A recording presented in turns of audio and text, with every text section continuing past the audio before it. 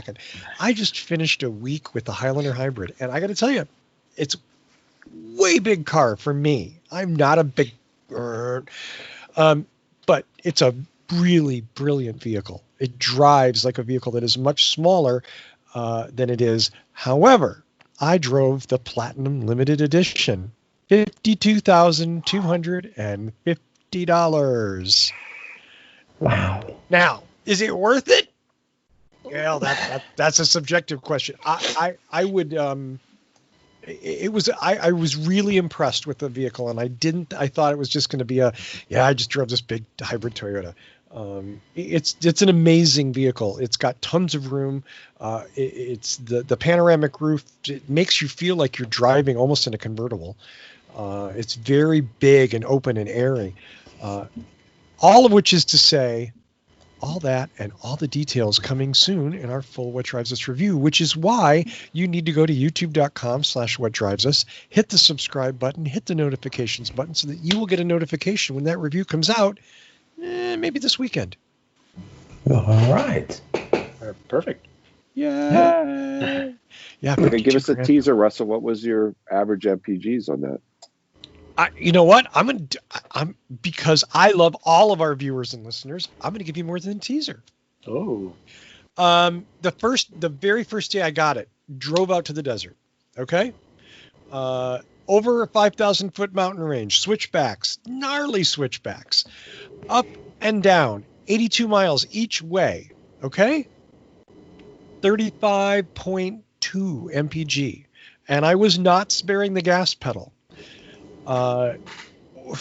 In my opinion, moving a vehicle that big up those hills and into the desert at 35 mpg, that's amazing. Cool. Yeah. That's pretty good. Presumably, you can nudge that up a few number. You can probably nudge that up once you get into the city urban driving. A little bit, yeah. I was able to get I think the highest MPG I got was like 39. Still impressive. No, excuse me. It was just over 40. Just a freeway trip to San Diego, about 30 miles. Just on the freeway, cruise, going. As everybody knows, I'm not a hypermiler. That's Tony, and that's other people on the show. I'm not good at it.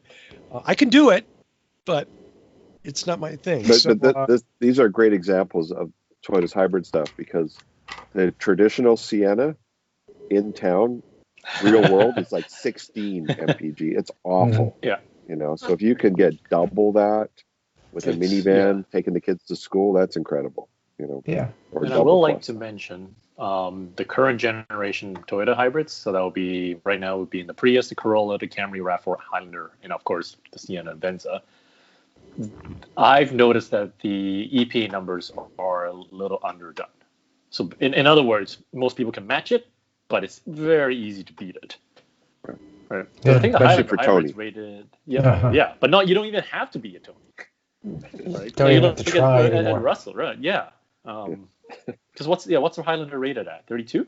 35. Oh, it is rated at 35. It is rated at 35. Yeah. So drive it like a normal person, and you got 35. So I'm like these numbers that we're seeing here. Old person? Old person? Do I need to come up there and talk to you? And normal. Off his tongue a little too easy, didn't it? Oh my God. Freudian slip right there. I meant to say Freudian. I should look elsewhere. Keep shoveling. Keep digging. Yeah. Tony, Anyway, can you mute his mic? Can you? Yeah, I'm on it. Thanks. And I don't want to beat this up. We'll move on to the next story here in just a second. But again, because of Venza, Sienna, Highlander, these are vehicles I often see back remember when we had schools and kids that went to schools and we had long lines of vehicles with exhaust coming out the tailpipe because somebody was going to be there.